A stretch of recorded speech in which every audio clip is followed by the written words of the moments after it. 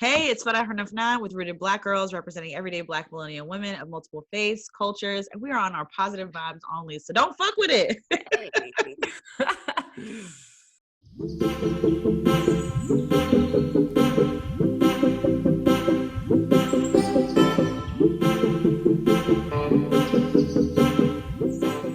All right. Good morning, Afnan. How are you today? I am good, Farah. How are you is the question. I'm doing good. I got my little high bun. I don't do this too often with the baby hairs. I feel like alhamdulillah, I've been like an original baby hair, connoisseur from day one. I used to brush out the baby hairs, but I just don't get it like the girls, how some people learn a skill and then they just surpass you. Yes. Had They've got it on lock. Yes. Yeah, I cannot sloop, dupe, loop, any of it. I'm telling you, they don't lay. I don't get it. There's levels to the baby hairs. I'm not even gonna lie. My sister, mashallah, she's got it on lock. Asley does really good with her baby hairs too, mashallah. Asley kills it. And she told me I just don't got the right gel, bro. She has to order it off an Instagram store. And I'm just, Instagram store. Girl, if it's high maintenance, you know me. I'm not doing it. Yeah. We're not doing it. You be keeping us guessing with the hairdos. We love it. Mashallah. I get headaches if I do too much. So I can't do braids and I wish I could do a lot, but I can't. Yeah. And so this, I put in the clip. And I was like, okay, I'm not getting a headache right now. I feel okay. But we'll see today. It's going to be out, I'm sure. I love it. Mashallah. So positive vibes only. That's the theme of the episode, right? We need positivity in our life. Absolutely. I was, before we got on today, I was thinking about our affirmations episode. And I love that episode. Sometimes I go back to it. And just watch it, yes. Yeah. And what's interesting is I realized I stopped writing in my journal regarding affirmations because I guess I thought I had it, back in the summer, and the shit hit the fan and I went back into my old patterns very quickly. Yeah. How do you keep up with that? You're the master, mashallah. Listen, let me tell you, I am the master of nothing. I can tell you what I've learned and I've figured that out, right? Like I'd be talking to my therapist, they'd be like, my life is just, she's like, where your affirmations at? And I was like, oh. Yeah, exactly. So I find that the minute I stop doing my affirmations, my life reflects it. And I think when I'm conscious and I'm reflecting on Allah and I'm thinking through what I'm doing and I'm thinking about my intentions, but me, I don't have time. I don't know how you write them. I don't have time for that. I literally listen to affirmations that I love. You guys know I love Louise Hay. Yeah. May God rest her soul. She passed away a few years ago. Yes. But she's the person who kind of got me into affirmations and really helped me. So I will listen to them. I try my best. When I'm doing well, I try my best to listen to at least an hour of them during the week. So whether I'm doing laundry, cooking, cleaning, because I don't have time to be sitting and writing. I don't know how you do it, but mashallah, if it works for you, I love it, girl. I think I was writing and really enjoying it. Mornings are my jam. I contacted my chief this morning. She's been trying to get on my behind to write this manuscript or writing this article for a journal, for an academic journal. And I just haven't been in the mood last week. I was like, sis, she acts like my mama. I love her to death. Literally love her. She's my mentor. She's a Black woman. She gets me on my job, right? My resume is stacked because of her, because she be giving me gigs. Alhamdulillah. Okay. But I was like, I can't write this thing. And then this morning I woke up. I think it's like a block, like an energy block. Yeah. Last week I just hit kind of a low, I think, and it's an ebb and flow for me. Of course. There are some weeks that are amazing. I think, I've been working out lately. I know you've been working out as well. And that really helps to kind of get me into this space. But that's how I realized, I was like, what happened to my affirmations journal? And I had to look through the storage areas to find this thing. Not storage, Yeah, I was like, and I don't have a lot of storage in this place. It's a lot. That's why I was shocked when you said, I was like, you don't like a lot of things. You don't do clutter, mashallah. Your place is always put together, mashallah. Your energy and your space is very important. So it's got to be clean. It's got to be streamlined. Yes. So I only had 1 or 2 places to look for. So it took me about a second, to look for the journal, but I found it and I started writing in it yesterday. And automatically you feel sitting up taller, just more vibrant. I'm telling you. And then the bun is sitting taller too. Hey now. I was like, get myself together, girl. Love you got it. Alhamdulillah. But tell me about your workout journey, girl. What you on 30 or what? Listen, so y'all know I have been trying to do this workout thing. And by workout, I'm not really trying to lose a whole bunch of weight. Wasn't really trying to I just wanted to get in really good health habits, like just a lifestyle change, right? For But sure. nothing would stick, you know. And I'm talking about from college. We're talking about like a 10 plus Yeah. year journey at this point, Mm-hmm. where I tried, P90X, I tried Insanity, and I just could not stick to them. Mm-hmm. You guys know I was doing Rock Solid Fitness a while ago, and I would always end up injured really badly or Because just you quit. go ham. That's your thing, girl. When you do something, you go all the All way in. in. I don't get it. Mashallah, that is not Man, if my I'm cooking, I'm a chef. It's not. Yeah. It's not. I If I'm doing know. makeup, it's gonna be B. There's Yeah. no middle, and that's something I'm actually working through with my therapist. She's like, there's middle ground, right? Yeah. It's all or nothing for me. It's very black and white. But alhamdulillah, I was able to get through it. And I definitely learned a few things about myself in the process, and baby steps is a big thing. And sometimes, to your point, I do like to just jump all the way in and push myself and force myself to get through it. But I'm feeling like my sleep is way better. Right, because I have like a sleep routine, because we were talking about that with Dr. Duyan, and I could not for the life of me get on a good sleep regimen, but working out definitely helped. So, and then reducing naps in the middle of the day, we had to cut that out. Girl, I wish I could nap. I really wish I could. Oh, child, I could sleep. Don't even play. But mashallah, like I think Black women are just winning right now. I mean, we were never losing, to be honest, but I just think that we've been on one, and I think across like all of my friend groups, no matter where they're from or their ethnicity or their background, even religion, I feel like our energy is like restored and revitalized. Like we were reminded of our own power, I think, over the last 2 days. I know, and I think before we go into like the glory that is Black women, and touching base on your workout, it's really I've been trying to get routines in as well, and so I've been connecting with my two friends Narmeen and Siham, and we hired a personal trainer. I love them. Shout out to them, mashallah. Yo, I'm telling you, the group sessions. First, I'm very competitive. Listen, the group workouts, that's what I did differently this time. And they really do change the game. I'd be like, you did 15. Wait, hold up a minute. We were doing sprints the other day, and I looked at CM and I was like, I just raised your like 7 to an 8 on the treadmill. And the girl went like 8.8. And the thing is, she's significantly shorter than me. So her leg, she was running like she's Usain Bolt. And I was like, yo, she's laying me out, bruh. But I feel like these abs are coming in a little bit. I'm confident. Yes, abs. Look, y'all. If y'all listen to the podcast right now, if she start acting stink, y'all know why. I just know why. Maybe that's why the workout kind of like elation here. That's why I posted that singing video on Instagram just a moment ago. If you guys didn't catch it, because I'm sure she deleted it by now. It real soon. Hilarious. The right way to start the morning off. We were cracking up. Can I tell you about my goal in life? If my life looked different than it did today, I would want to be the third member, like background singer of like a band. Like I want to be LaToya from Destiny. I don't want to be the main. I don't want the mic. I don't even want to be Kelly. Wait. Why the third one? It's because you don't want to be, but you want to be involved, but not front and center. I just want to pop, lock, and drop it. I just want the mic on occasion. Just give me a good run like Michelle. She came in with the fire every once in a while. That's true. Yeah, Michelle would come in with the mic with her little raspy joint. Like that's all I want, like a quick verse. Background, don't bother me. You want to be on a poster and on stage. I want to be on a poster and on stage sometimes. I don't want to be recognized in public though, but I do want. I think more than anything about the famous, I just want the mic. I just want to sing. Okay, sing, girl. Like music, so child. I just want to sing. But anyway, so funny. Now that we'll merge into Black women, the glory that is Black women. Yes, we are still super high off of the win of Joe Biden. We're still counting here in Georgia, which is interesting because Brian Kemp, or the Secretary of State, I'm unsure of his name, but he called for all 5 million votes to be recounted. So I like him. Good luck with that. Hand counted. Okay, so go ahead and do that. But we don't even want to go there. We want to do positive vibes only. We want to really recognize Kamala Harris. Yes.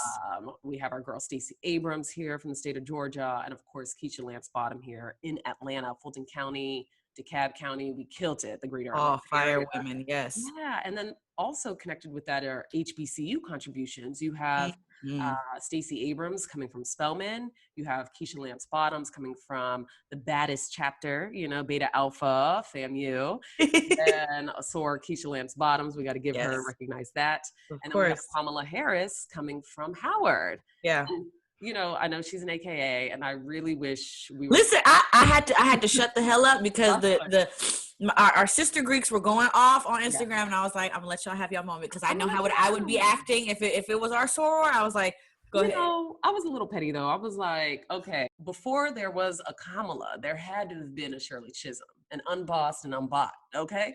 So period. I wanted to give our girls, our sisters in Greekdom, some necessary fire, but I had to let them know. You have to give them some shade. Just a little. It wouldn't be Greekdom. It wouldn't be. It wouldn't be. Yeah. You know what? Speaking of Kamala Harris, something that I saw was interesting that Leah, who's also our sister Greek and fellow Muslim Black woman, she's awesome. If you guys are not following her, check her out. But she had posted a very interesting video where a Black man really reviewed Kamala Harris's track record. You know how people were really attacking her, saying that she wasn't really for Black men? He went and I don't know what his credentials are, but he kind of broke it down and provided some very interesting viewpoints about, you know, some of the programs that she raised. And yes, while there were convictions, it reduced year over year while she was in office, or while she was in that role, excuse me. And that a lot of her programs, even through the convictions, they prioritized education for the youth who happened to have been in the system, and to expunge their records if they completed her program, which a lot of people didn't cover because you know how the media does. But I thought it was super interesting. And I think that what that registered to me was like, okay, we all need to give her a chance, hold her accountable for sure, because just because they won don't mean it's over. But I'm excited to see what she does with this really amazing opportunity that she has to make a difference, right? So also one of the most progressive senators on the floor, you know, and I think we have to allow her growth and give her grace. And I think sometimes we want to just hold people to a record, even Joe Biden, right? But I think he did a lot with the Obama administration, or just being part of that administration and taking on that seat with, you know, President Barack Obama, whose book is coming out next week, and I will be enjoying on Audible only. Really? I was about to say, I was like, I've been saving my credits. I just want to hear his voice. Okay. But we're going to talk about that in like coming weeks when we review that book. Once we read it, But we want to stay on Black women right now, period. Yes. Right? Positive vibes only. I get you. Yeah. So we'd be remiss if we didn't talk about Stacey Abrams' contribution with New Georgia Project. Yes. They, with INSEE and many other Black women in Atlanta, registered over 800,000 voters.